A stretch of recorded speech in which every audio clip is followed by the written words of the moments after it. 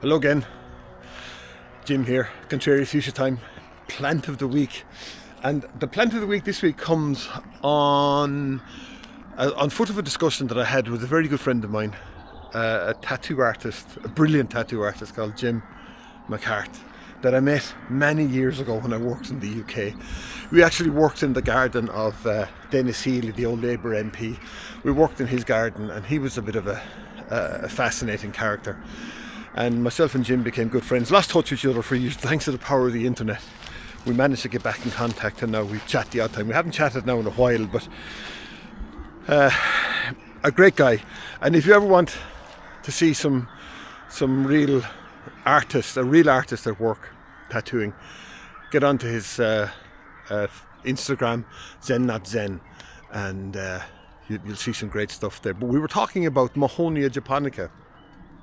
And he said, in the course of our conversation, he said, do you know it was named after an Irishman? And I said, I did know that. Because again, the names of our plants, they're always descriptive. The Latin botanical names of our plants describe the plant. And Mahonia comes after, as I said, Bernard O'Mahony, who was a botanist in the late 18th century, early 19th century, in an Irish-American based in America. That's where he did all his work. And Mahonia japonica is named after him. And this is an example of Mahonia japonica. And it is in my aunt's garden, one of my favourite places in the whole wide world, in Buttevant in North Cork.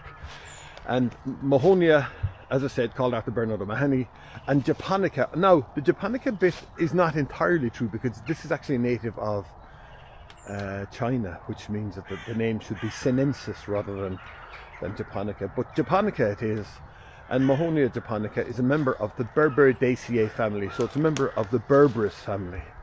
And actually I was away for a few days and I came across a plant called Mahonia eurybracteata, which has now changed its name to Berberis eurybracteata.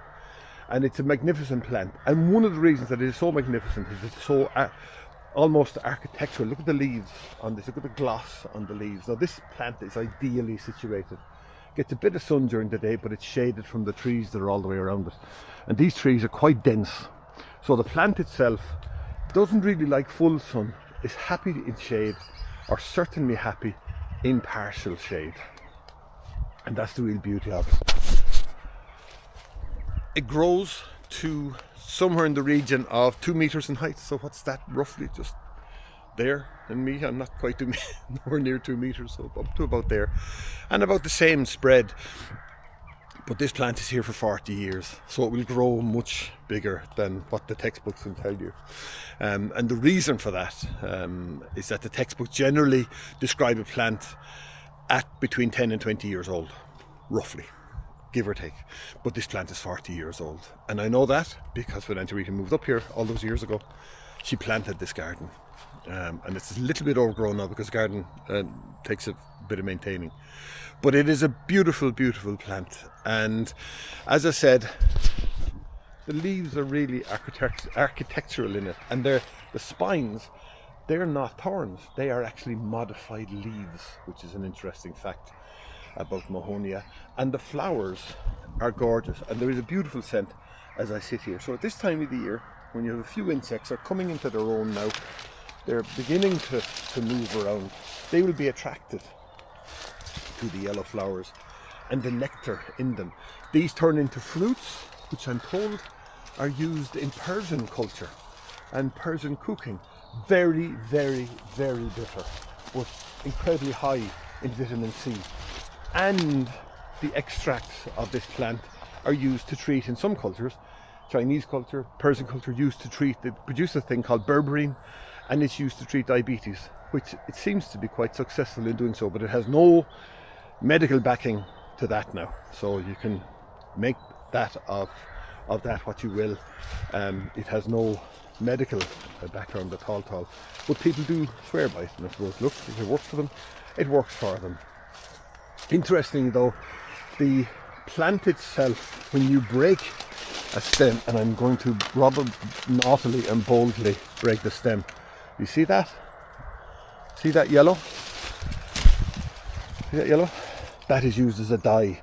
And if you handle that yellow, it'll be all over your hand, all over your thumbs, all over your fingers. And it's quite a crushable thing to get off. Now it's used as a stock fence as well, in some parts of the world. But you can use it as an ornamental plant because it gives all year round interest. It's evergreen. It has the elf flowers in the winter. It gives you lovely, lovely autumn colour in actual fact as well.